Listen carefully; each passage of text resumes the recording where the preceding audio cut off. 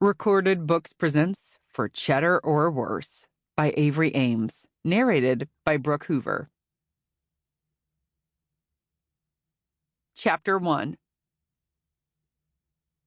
I stopped dead in my tracks and listened, on full alert, a leaf fluttering in the early morning breeze, a creature skittering across the pavement, footsteps.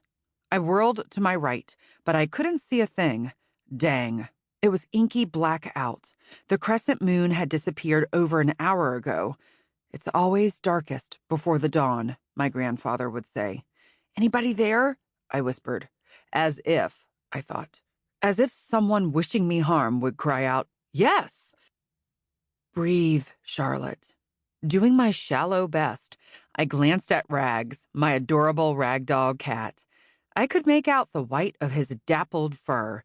He wasn't acting antsy, which meant I shouldn't either, but sometimes the dark scared the bejeebers out of me. Why was I so jumpy? I couldn't put my finger on it. The month of May was a lovely time of year.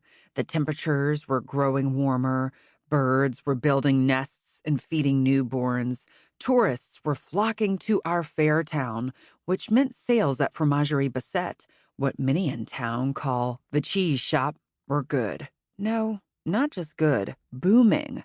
Let's go, I said to Rags and tugged on his leash. He was one of the few cats I knew that had taken to one. I think a leash made him feel safer. If only some big, strong person had hold of my leash.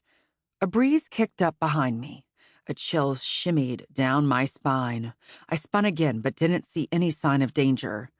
Think lovely thoughts, I muttered. Raindrops on roses. We were on our way to the shop, walking instead of driving, as we often did. What could go wrong? Maybe I should have put on something warmer than a lacy sweater and trousers. Who was I kidding? A jacket, mittens, and an ear-flapped snow cap wouldn't have been enough to warm me right now. Something was getting to me. What? Then it dawned on me. It was the date my parents died. My shoulders tensed, my body flushed. Every year it happened. The memory of their deaths slammed into me like a thunderbolt. More than 30 years had passed, and yet that fleeting moment when the car went out of control and we crashed had changed my entire world. A sudden death or two will do that, I thought wryly and mentally kicked myself. Buck up. I forced the sound of screeching brakes and my parents' shouts from my mind and hurried ahead. I unlocked the front door of the shop and allowed Rags to cross the threshold first. Let's switch on all these lights, I said to him. We'll drum up good vibes. No wallowing.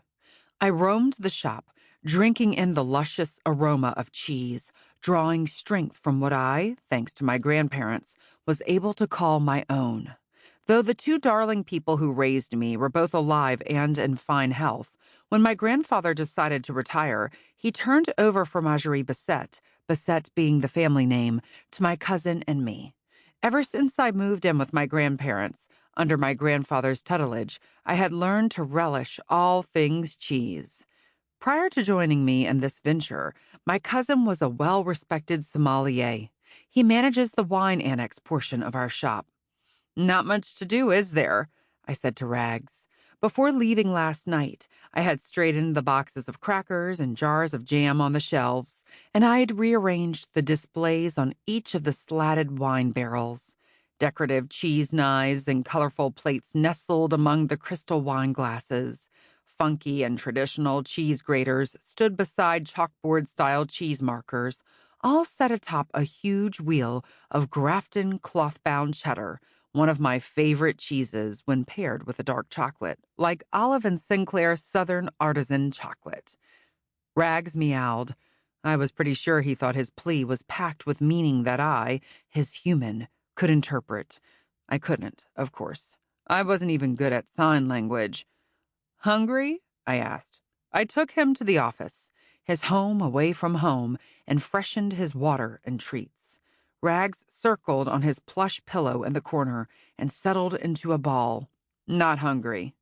What should I make for today's special quiche? I asked as I nestled into the desk chair and wakened the computer. Rags offered no inspiration. Maybe I'll... Sample complete. Ready to continue?